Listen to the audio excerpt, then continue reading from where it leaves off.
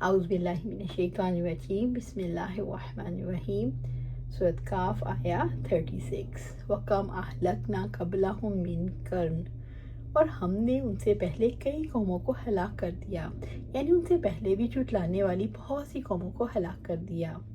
ہم اشد منہم بطشا، جو پکڑنے میں ان سے بہت زیادہ سخت تھیں، جو ان سے تعداد میں زیادہ تھیں، جو ان سے قوت میں بڑھ کر تھیں، جنہوں نے زمین کو ان سے زیادہ آباد کر رکھا تھا اور دنیا میں بڑی یادگاریں چھوڑ گئے۔ وَنَكَّبُوا فِي الْبِلَادِ، چنانچہ وہ شہروں میں ڈھونڈتے ہی رہ گئے، یعنی وہ زمین میں دور دراز ملکوں تک لمبے تجارتی سفر کرتے تھے۔ انہوں نے نہایت مضبوط قلعے اور بلند عمارتیں تعمیر کیں، باغات لگائے، نہریں نکالیں، کھیت اگائے، زمین کو آباد کیا اور ہلاک ہو گئے۔ حل من محیص، کیا کوئی بھاگنے کی جگہ ہے؟ محیص کے معنی جائے پناہ کے ہیں۔ جب اللہ تعالیٰ کے عذاب نے انہیں آ گھیرا تو اس وقت بھاگنے کی، بچنے کی جگہیں بھی تلاش کرتے رہے۔ بھلا اللہ تعالیٰ کی تقدیر سے کوئی کہاں بھاگ سکتا ہے؟ پہلی قوموں کے واقعات میں اہل بصیرت کے لیے بڑی بصیرت ہے۔ شہروں کو چھان مارنے سے مراد تجارت کرنا ہے۔ اس سے مراد یہ بھی ہے کہ وہ اہل مکہ کے مقابلے میں تجارت کے لیے مختلف شہروں میں آتے جاتے تھے، لیکن جب عذاب آیا تو پھر انہیں کوئی بھاگنے کی جگہ نہ ملی۔ سورۃ قاف آیا 37۔ ان فی ذالک لذکری لمن کان لہ قلب، بلا شبہ اس میں ہر اس شخص کے لیے یقیناً سبق ہے جس کا دل ہو، یعنی اس میں زندہ دل رکھنے والوں کے لیے بڑا سبق ہے۔ یعنی ایک عظیم زندہ ذہین اور پاک دل جب آیات الہی میں سے کوئی آیت اس پر گزرتی ہے تو اس سے نصیحت حاصل کر کے فائدہ اٹھاتا ہے اور بلند مقام پر فائز ہوتا ہے۔ او القی السمع وہو شہید، یا وہ کان لگائے جبکہ وہ دلی طور پر حاضر رہنے والا ہو، یعنی سن کر سمجھنے والوں کے لیے جو اللہ تعالیٰ کی آیات کو غور سے سنتا ہے اور اس کی نصیحت اور اس کے لیے نصیحت ہے۔ یہاں اس کا قلب شہید حاضر رہنے والا ہو تو بھی تذکرہ، نصیحت، شفا اور ہدایت سے بہرہ مند ہوتا ہے۔ قوموں کے عروج و زوال میں انسانوں کے لیے بڑی نصیحت ہے۔ سورۃ قاف آیا 38۔ وَلَقَدْ خَلَقْنَا السَّمَاوَاتِ وَالْأَرْضَ وَمَا بَيْنَهُمَا فِي سِتَّةِ أَيَّامٍ، اور بلا شبہ ہم نے آسمانوں کو اور زمین کو اور جو کچھ ان کے درمیان ہے یقیناً 6 دنوں میں پیدا کیا۔ وَمَا مَسَّنَّا مِن لُغُوبٍ، اور ہمیں تھکاوٹ نے چھوا تک نہیں۔ اللہ رب العزت نے یہود کو خبردار کیا جنہوں نے کہا اللہ تعالیٰ نے زمین اور آسمان کو تخلیق جمعہ کے دن مکمل کیا اور ہفتے کے دن آرام کیا، اس وجہ سے وہ ہفتے کے دن آرام کرتے تھے۔ اللہ تعالیٰ کو تھکاوٹ نے چھوا تک نہیں۔ اس آیت میں قیامت کا اور زندگی بعد الموت کا ثبوت ہے، کیونکہ جو آسمان اور زمین کی مخلوق بنانے پر قادر ہو، تھکان محسوس نہیں کرے، وہ مردہ زندہ کرنے پر بدرجہ اولیٰ قادر ہے۔ تھکاوٹ نقص ہے، انسان کے اندر کمی ہوتی ہے جس کی وجہ سے تھکاوٹ ہوتی ہے۔ رب کے اندر کمی نہیں، وہ عظیم ہے، اس لیے اسے تھکاوٹ نہیں، اور ہمیں تھکاوٹ نے چھوا نہیں، اس سے رب کی عظمت کا اظہار ہوتا ہے۔ سورۃ قاف آیا 39۔ فَاصْبِرْ عَلَىٰ مَا يَقُولُونَ، اور جو وہ کہتے ہیں سو اس پر صبر کرو، یعنی آپ جھٹلانے والوں کی باتوں پر صبر کریں اور انہیں احسن طریقے سے چھوڑ دیں۔ وَسَبِّحْ بِحَمْدِ رَبِّكَ قَبْلَ طُلُوعِ الشَّمْسِ وَقَبْلَ الْغُرُوبِ، اور اپنے رب کی حمد کے ساتھ تسبیح کرتے رہو طلوع آفتاب اور غروب آفتاب سے پہلے، اور سورج کے طلوع اور غروب سے پہلے اور رات کے اوقات میں نمازوں کے بعد اللہ کی حمد کے ساتھ اس کی تسبیح بیان کرو۔ آپ صلی اللہ علیہ وسلم نے فرمایا 2 کلمے ایسے ہیں جو زبان پر بڑے ہلکے ہیں، سبحان اللہ و بحمدہ، سبحان اللہ العظیم، لیکن میزان میں بہت بھاری ہیں اور رحمان کو بہت پیارے ہیں۔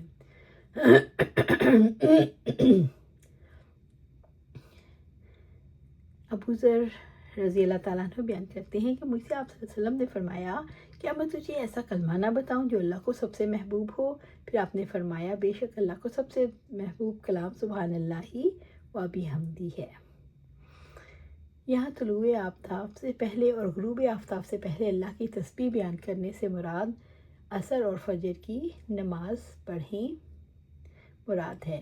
سورۃ کہف آیا 40 وَمِنَ اللَّيْلِ فَسَبِّحْ وَأَدْبَارَ السُّجُودِ، اور رات کے کچھ حصے میں بھی اور سجدوں کے بعد بھی اس کی تسبیح کرو، یعنی رات میں نماز پڑھو جیسے رب العزت نے فرمایا، اور رات کے کچھ حصے میں پھر اس کے ساتھ بیدار ہیں، یہ آپ کے لیے زائد عبادت ہے، قریب ہے آپ کا رب آپ کو مقام محمود پر فائز کر دے۔ عائشہ رضی اللہ تعالیٰ عنہ نے فرمایا آپ صلی اللہ علیہ وسلم سجدہ رکوع میں اکثر یہ پڑھا کرتے تھے، سبحانک اللہم ربنا و بحمدک اللہم اغفر لی۔ اس دعا کو پڑھ کر آپ قرآن حکیم کے حکم پر عمل کرتے۔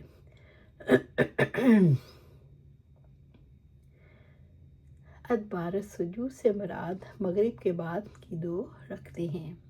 سورۃ کہف آیا 41 وَاسْتَمِعْ یَوْمَ یُنَادِ الْمُنَادِ، اور کان لگا کر سنو جس دن پکارنے والا پکارے گا، یعنی اسرافیل علیہ السلام سور پھونکیں گے تو ان کی پکار کو غور سے سنو، من مکان قریب کی جگہ سے، یعنی آج تو قیامت کے بارے میں شک ہے، جب وہ سور کی آواز سنیں گے تو کسی ایسی جگہ سے جو ان کے قریب ہے۔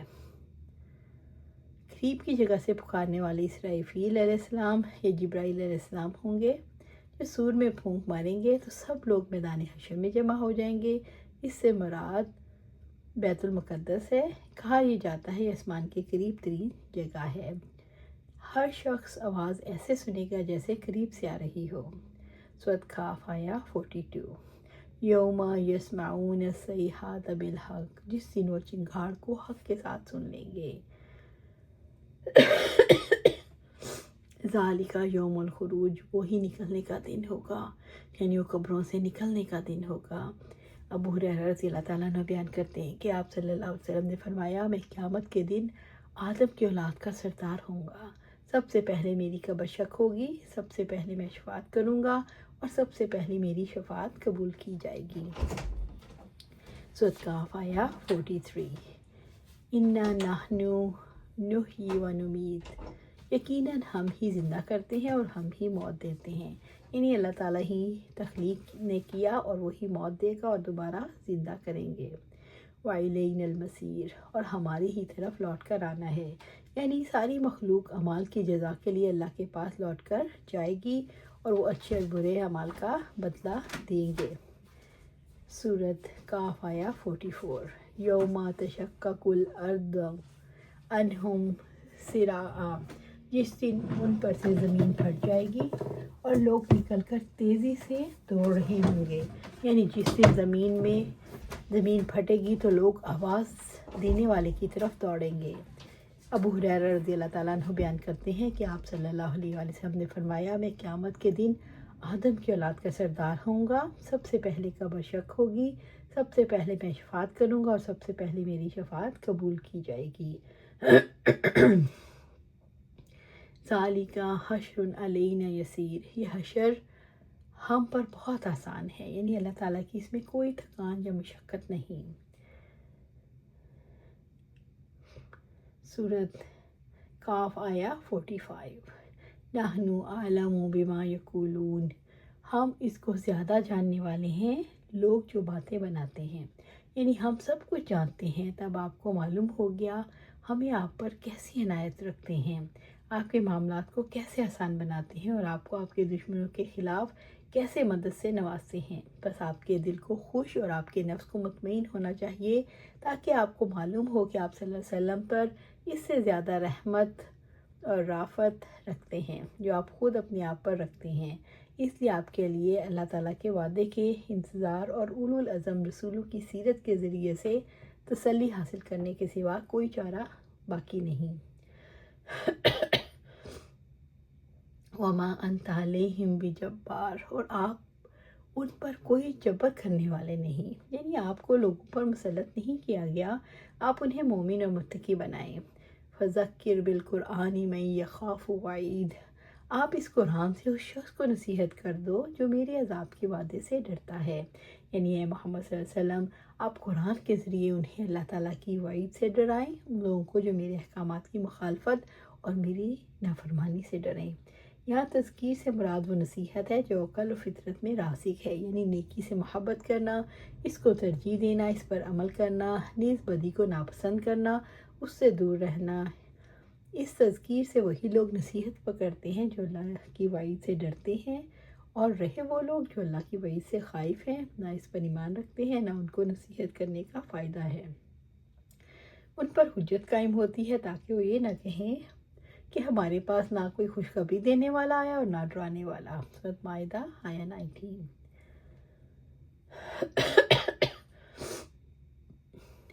اللہ تعالیٰ نے یہ کیوں فرمایا؟ ہم جانتے ہیں جو یہ باتیں بناتے ہیں۔ اللہ تعالیٰ نے یہ بات اس لیے فرمائی کہ آپ صلی اللہ علیہ وسلم ان کی پرواہ نہ کریں۔ آپ صلی اللہ علیہ وسلم ان پر جبر کرنے والے نہیں۔ اللہ سبحانہ تعالیٰ سے دعا ہے ہمیں قرآن و سنت پر عمل کرنے کی توفیق دے، اس پر جما دے، اور جنت الفردوس میں اعلیٰ مقام پر اپنے پاس گھر عطا فرمائے۔ آمین یا رب العالمین۔